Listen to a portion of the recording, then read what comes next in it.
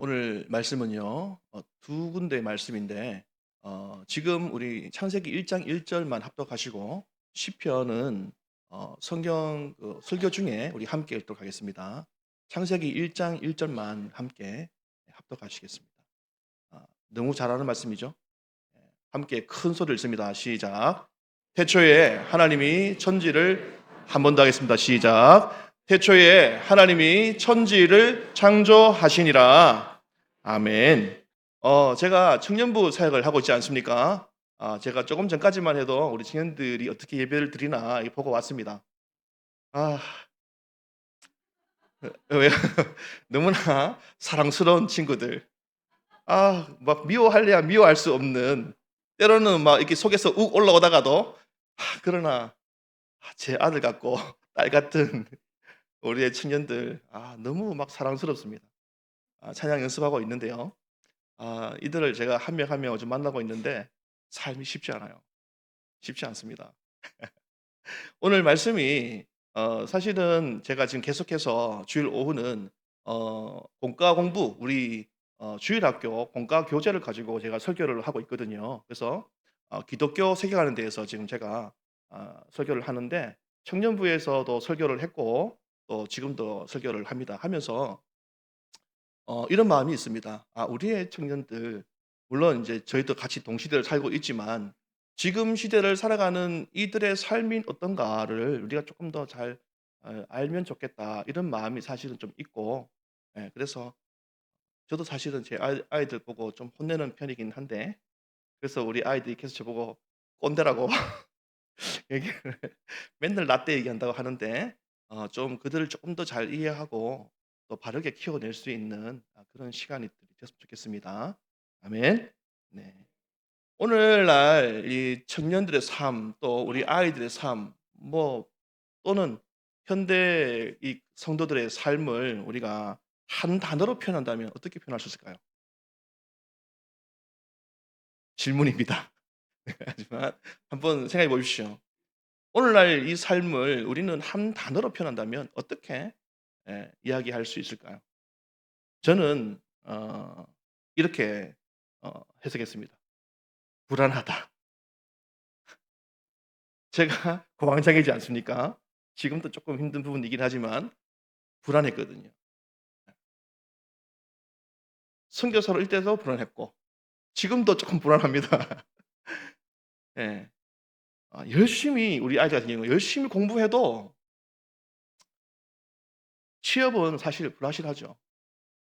특별히 지금 4 학년, 그다음에 또 전문대생들은 2 학년 졸업반 같은 경우는 그때까지 오기도 힘들었는데 취업의 문을 두드리는 것이 정말 쉽지 않는 세상입니다. 그죠? 그럼 취업을 하면 괜찮습니까? 평생 직장이 보장되었습니까? 아니죠. 사라지고 있잖아요. 이런 말 잘 아실 겁니다. 명예퇴직. 명예롭습니까? 권고사직. 이거 먼 나라 이야기 아니죠. 예, 우리 주변에서 일어나는 게 아닙니까? 이런 말들은 사실 가장에게는 굉장히 두려운 말이죠. 그래서 우리 IMF 때 얼마나 많은 가장들이 잘못된 선택을 했었습니까? 사회적인 아픔이었잖아요. 집값은 어떻습니까? 제가 이 집값을 보면서 제가 드는 생각은 '집값은 짝사랑이다.' 제 마음을 몰라줍니다. 다가가면 갈수록 얘는 더 빨리 멀어져요. 절대로 곁을 내주지 않더라고요.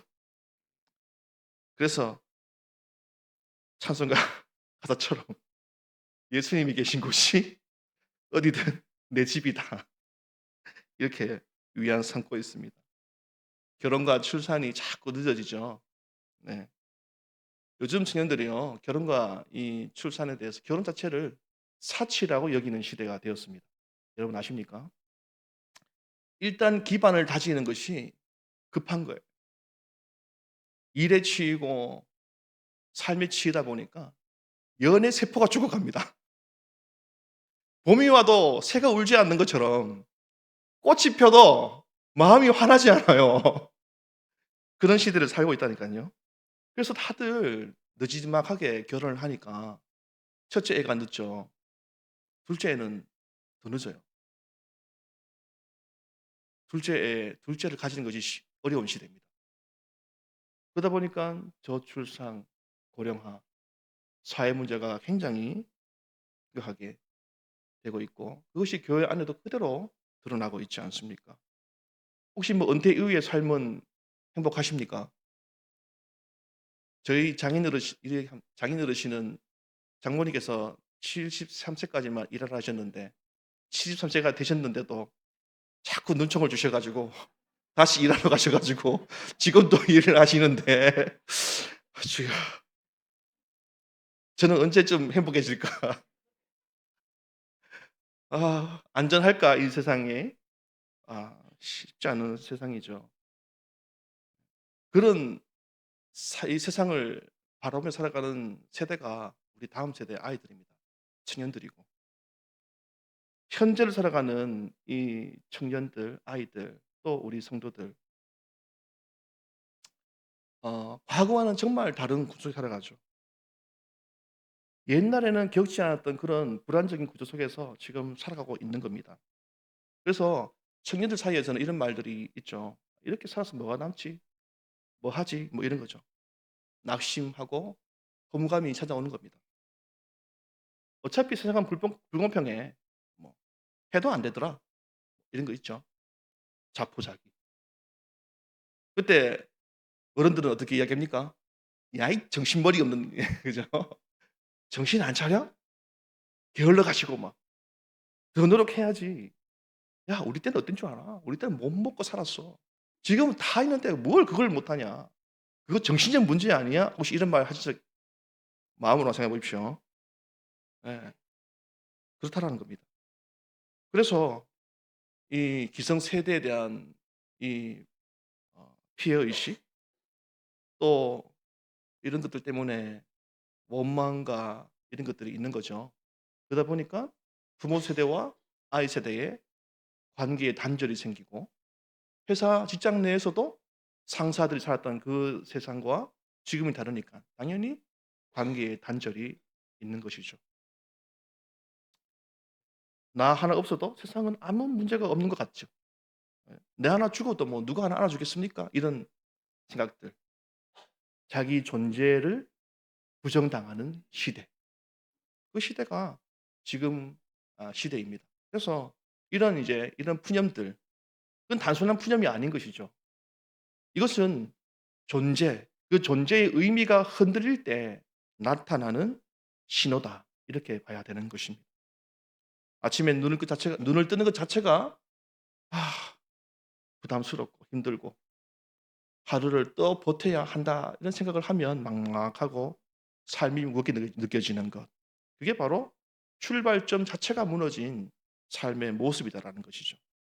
그리고 이 신호는 단순히 '내가 힘들다.'라는 그 감정에서 끝나는 것이 아니고 반드시 어떻게 됩니까? '나는 왜 살아야 하는가.'라는 이 존재론적인 삶의 방향과 목적을 상실하는 그 결과로 나타나게 된다. 이렇게 되는 것입니다. 성경은 말합니다. 사람이 무너지는 것은 환경 때문이 아니야. 출발점이 무너졌기 때문이다. 이렇게 이야기를 하죠. 그래서 우리는 오늘 이 말씀 속에서 우리는 아주 근본적인 질문으로 우리는 돌아가서 이 문제의 답을 찾아야 한다라는 것입니다. 그게 뭐냐 하면 나는 어디에서 왔는가? 이 세계는 무엇 위에 서 있는가? 이런 굉장히 근본적인 질문을 하면서 오늘 말씀을 봐야 된다라는 것입니다. 창조주를 잃어버린 시대. 우리들의 삶은 왜 이렇게 무거운가?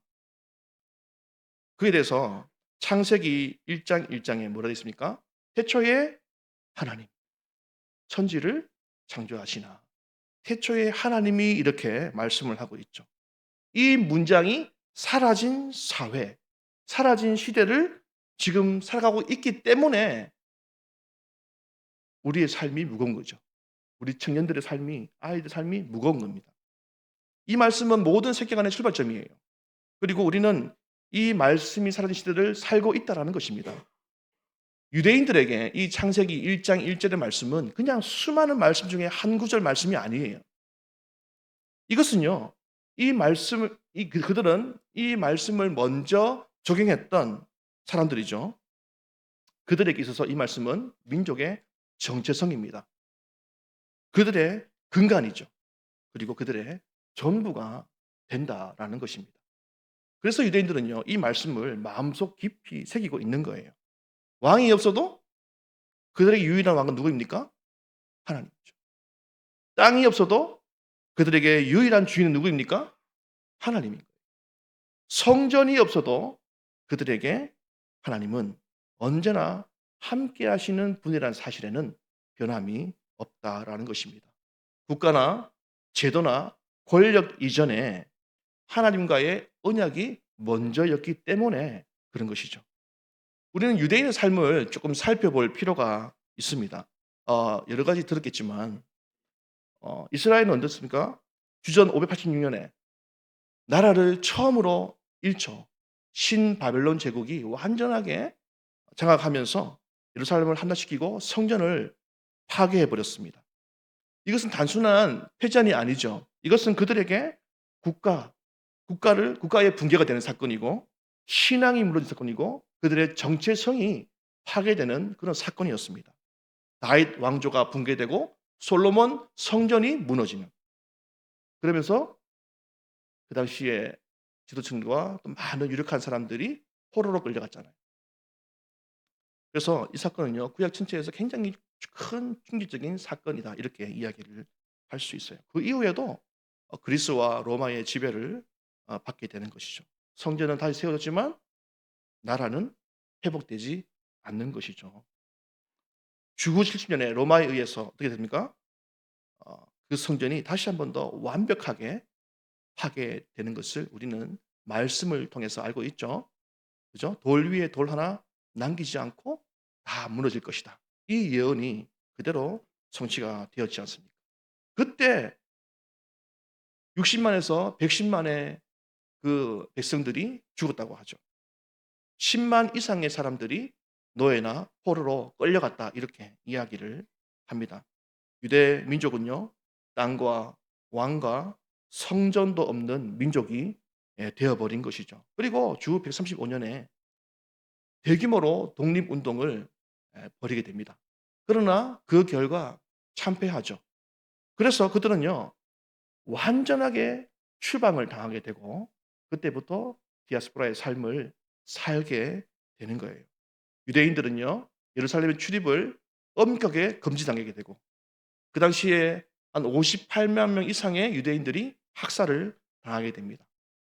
나라 없는 민족의 역사가 그때부터 시작이 되는 거예요. 그게 얼마입니까? 2000년 역사라는 것이죠. 이런 역사는요. 중세와 근대에 이어서까지 계속해서 일어나고 있어요. 많은 것들이 있지만 대표적으로 뭐가 있습니까? 홀로코스트 있지 않습니까? 그죠? 당시에 600만 명 이상의 유대인들이 집단 학살을 당했죠. 그때 인구의 약 3분의 1의 수준이었습니다. 그들의 민족을 말살하려는 그 시도가 그 당시에 있었다라는 것이죠. 그때 이 사건은요, 전 세계에 이런 질문을 남겼다라고 합니다. 이 민족을 보호할 땅이 없다면 그들은 언제든 다시 학살당할 수 있지 않은가. 자, 그럼에도 이 유대인들은요, 어떻습니까? 그들의 언어를 계승하고 안식일을 지키고 율법을 교육하면서 그들의 신앙은 끊어지지 않고 이어왔다라는 것이죠. 그것이 어디에서 시작되었습니까? 바로 그들의 가정신앙이라는 것입니다. 그들의 부모가 아이들에게 또 그 부모가 되어서 그 아이들에게 이 신앙을 철저하게 가르치게 되는 것이죠. 그 결과 1948년 5월 14일에 이스라엘이 독립을 선포하게 되는 것입니다. 나라를 되찾는 것이죠. 나라를 잃어버린 그 백성들이 다시 자기 나라를 찾는 것이 전례가 없던 일이었습니다. 이것은 굉장히 우리에게 중요한 의미를 주는 것이죠. 그 이후에 이스라엘이 어떻게 됩니까? 작지만 강력한 나라가 되었지 않습니까? 세계적으로 영향력을 떨친 나라가 되었지 않습니까? 지금도 보시면 알겠지만 저 거대한 이란과 레바논과 이 주변 국가들과 싸워서 뒤지지 않지 않습니까? 2500년의 상실과 그 고난을 그렇게 수없이 당하면서도 그럼에도 그들은 태초에 하나님이 이 말씀을요, 이 고백을 잃지 않았다라는 것입니다. 땅을 잃어도 사라지지 않고 학살을 당해도 끝나지 않으며 반드시 다시 일어서게 되는 그 이유가 뭐겠습니까? 태초에 하나님이 이 말씀을 믿고 그 말씀을 믿은 것에서 끝나는 것이 아니라 그 다음 세대의 그 다음 세대로 계속해서 이 창조의 이 신앙을 이어갔다라는 것입니다.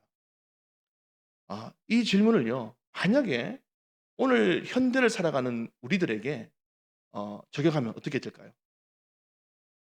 제가 이것을 청년부에서 물어봤습니다.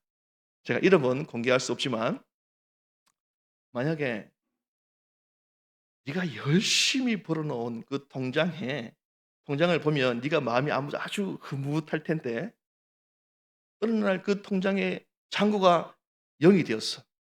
왜? 내가 빼앗아 갔으니까. 그러면 너는 어떨 것 같아? 이렇게 물으면 그 친구가 뭐라 할까요? 당연히 안 된다고 하죠. 그럴 수 없다라고 하는 거죠. 만약 여러분들이 직장이라는 땅을 빼앗겨 버리고 이 안정이라는 그 성전을 빼앗겨 버리고 그 성공이라는 그 왕을 이 시간 빼앗겨 버린다면 여러분들은 무엇으로 버틸 수 있겠냐라는 것이죠. 많은 사람들은 "나는 실패했어. 나는 모든 것을 잃었어."라고 말하겠죠. 그러나 지금까지 제가 얘기한 것처럼 유대인들은 다른 것입니다. 그들은 태초에 하나님이 이 단 한 문장의 말씀을 붙들었기에 실패와 무너짐 가운데에서도 다시 일어설 수 있었던 것입니다. 그렇다면 이 태초에 하나님이 이 창세기 1장 1 절의 말씀은 이 문장은 우리에게 어떤 의미가 되는 것인가? 이 문장은요, 모든 세계관의 분기점이 된다라는 것입니다. 만약에 이 말씀을 지워 버리면 아마 세상은 이렇게 설명될 수 있죠. 우주는 우연히 생겨났어. 생명은 그냥 물질의 결과야. 그리고 인간은 그중에서 고등한 동물일 뿐이지. 이것이 지금 우리 아이들이 학교에서 배우고 있는 세계관입니다. 겉보기에는 과학적이죠. 합리적으로 보여요. 하지만 이 세계관이 우리 아이들에게, 청년들에게 또 우리에게 주는 결론은요, 굉장히 냉혹한 겁니다. 우주가 우연히 생긴 것처럼 너도 우연히 생긴 존재야. 그러니 너는 존재적인 의미가 없어. 그 말을 하는 거예요. 그러니 너는 특별하지 않아. 내 삶에 정해진 방향과 목적이라는 것은 아예 처음부터 없는 거야. 그러니 만약에 네가 뭔가를 하겠거든 열심히 해서 네가 이루어 놓은 것으로 무언가를 만들어내야 해. 이렇게 이야기를 하게 된다라는 것입니다. 그래서 요즘 청년들은 또 우리들은 끊임없이 자신을 증명하려고 하는 거예요. 성공하지 못하면 실패한 인간이 되고 뒤처지면 쓸모없는 존재처럼 느끼게 되기 때문입니다. 따라서 이 우연의 세계관은 반드시 치열한 경쟁과 이 비교를 낳게 되는 것이고 결국은 소진과 허무만 남게 된다라는 것입니다. 그래서 우리는 이렇게 살게 되는 거죠. 잘 되면 괜찮은 사람. 그러나 실패하면 쓸모없는 사람. 이것이 지금 우리가 살고 있는 세상의 방식이 되는 것입니다. 자, 그러나 오늘 말씀은요, 전혀 이거와 다른 말을 하고 있죠. 시편 24편 1절의 말씀입니다. 우리 함께 읽어보겠습니다. 시작.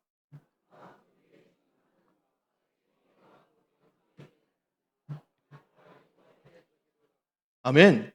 다 여호와의 것이로다. 누구의 것입니까? 여호와의 것. 네. 이런 얘기를 들으면 우리 아이들은 혹시 뭐 이렇게 될 수 있죠. 조금 불편할 겁니다. 왜냐하면 자기들은 이 모든 것이 자기의 것이기 때문에 열심히 노력하거든요. 그것을 이뤄내기 위해서 얼마나 치열한 경쟁을 살면서 그 속에서 뚫고 나왔겠습니까? 그러니 이 말은 굉장히 불편하죠. 우리가 배워왔던 세계관은요, 내 인생은 내가 책임지는 거야. 그죠? 남에게 의존하지 말고 스스로 서야 해. 이렇게 우리는 배워왔다라는 것입니다. 물론 이제 책임감은 굉장히 중요하죠. 그러나 문제는 주인 자리에 누가 앉아 있느냐라는 것이죠. 우리는 다 여호와의 것이다. 이것이 무엇을 의미합니까? 하나님이 우리를 창조하셨기 때문에 우리의 존재를 규정할 수 있는 분은 하나님 한 분뿐이야. 이 이야기를 우리에게 하는 것입니다. 그러니까 그것이 어떻습니까? 창조하신 이후에 우리를 보시고 뭐라 했습니까? 보시기에 심히 좋았다. 너무 좋았다지 않습니까? 내가 너를 주었다? 낳았다. 그죠? 낳았다. 내가 너를 사랑한다. 너는 나의 존귀한 자다. 그죠? 제가 제 아내에게 결혼 전에 불러준 것. 나의 사랑, 나의 사랑, 나의 어여쁜 자야. 일어나 함께 가자. 저만, 저만 불러준 거 아니잖아요. 우리 장로님들 이렇게 근엄해 계시지만 아마 다 옛날에는 낭만적으로 불렀을 거예요. 그렇죠? 예. 그런 거예요. 하나님께서 우리를 사랑한다는 말씀하시지 않습니까? 이것이 하나님께서 우리를 규정하시는 거예요. 우리는 사랑받기에 합당한 자들입니다. 우리는 하나님 보시기에 어여쁜 자다라는 것이죠. 절대로 잃어버릴 수 없는 존재라는 것입니다.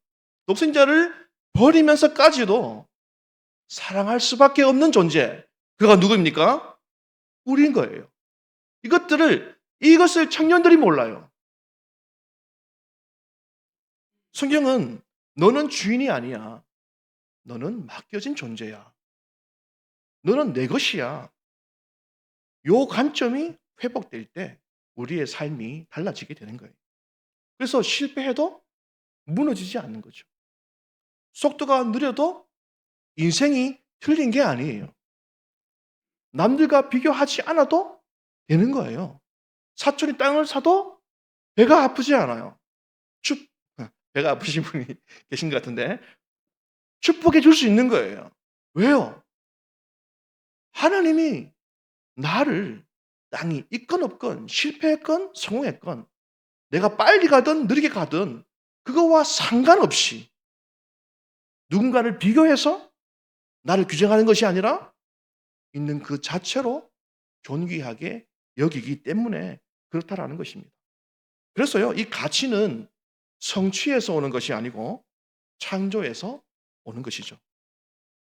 그래서 이 창조의 기준을 잃어버리게 되면 우리는 어떻습니까? 다시 세상이 규정해 놓은 것처럼 자신을 비교와 성취 위에 끊임없이 세우면서 자신에게 무거운 짐을 지우게 된다라는 것입니다. 오늘날 우리가 겪는 이 문제는 단순히 개인의 약함 때문이 아니에요. 게을러서 그런 게 아니에요. 극심한 무기력과 이 번아웃, 또 관계의 단절과 고립, 그 깊은 곳에는 이 질문이 있는 거죠. 내가 왜 존재하는지 모르겠다. 그래서 우리는 이렇게 느끼는 거죠. 오늘을 버텨야 하는 이유를 나는 알 수 없다. 이것은 머리에서 끝나는 것이 아니라 삶 속에서 실제 감정으로 드러나게 돼요. 그러니까 어떻습니까? 아까 얘기했던 것처럼 어떤 날은 아무 일도 없는데 그냥 모든 게 무너지는 것처럼 느껴질 때가 있다라는 거예요. 극심한 우울감에 빠질 때가 있다라는 것이죠.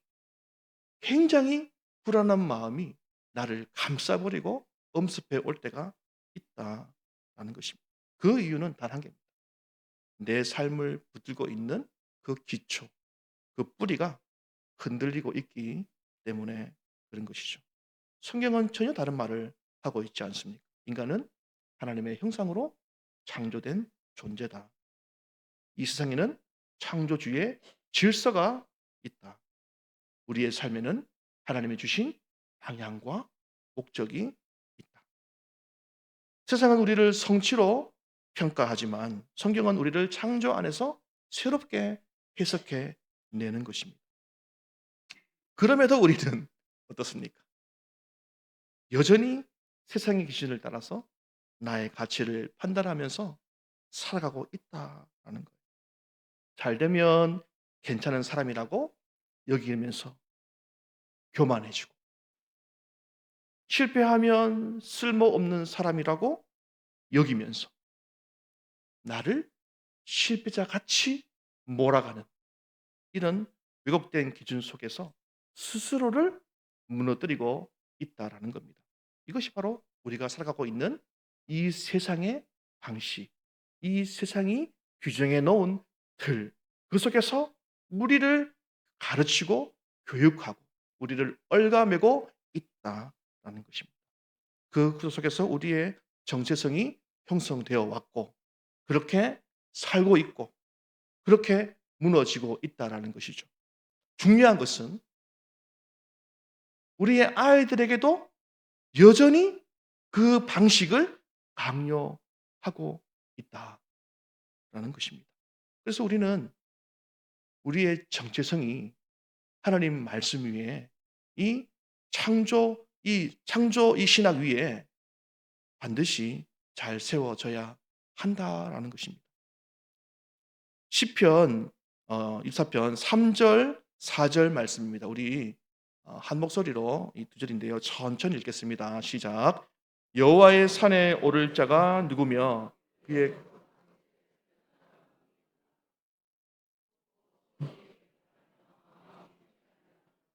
일단 두지 아니하며 거짓 맹세하지 아니하는 자로다. 아멘. 이 말씀은 단순하게 도덕적 요구가 아닙니다. 누가 여호와의 산에 오를 자가 누구며 그게 거르고 설 자가 누구인가? 그곳에 누가 설 수 있는가? 라는 질문은 결국 이렇게 우리에게 묻고 있는 것이죠. 하나님 앞에서 살아갈 수 있는 사람은 누구인가? 세상은 우리에게 성취한 사람, 성공한 사람만 그 자리에 설 수 있다. 이렇게 말하지만 성경은 전혀 다른 기준을 우리에게 제시한다라는 것입니다. 손이 깨끗한 것은 무엇입니까? 삶이 정직한 것이죠. 하나님의 말씀을 기준으로 살아가는 그 삶을 말하는 것입니다. 마음이 청결한 것은 무엇입니까? 하나님 앞에서 두 마음을 가지지 않는 것이죠. 그래서 우리의 중심이 흔들리지 않기 때문에 우리의 삶도 흔들리지 않게 된다는 것입니다. 뜻을 허탄한 데 두지 않는다는 것은 무엇입니까?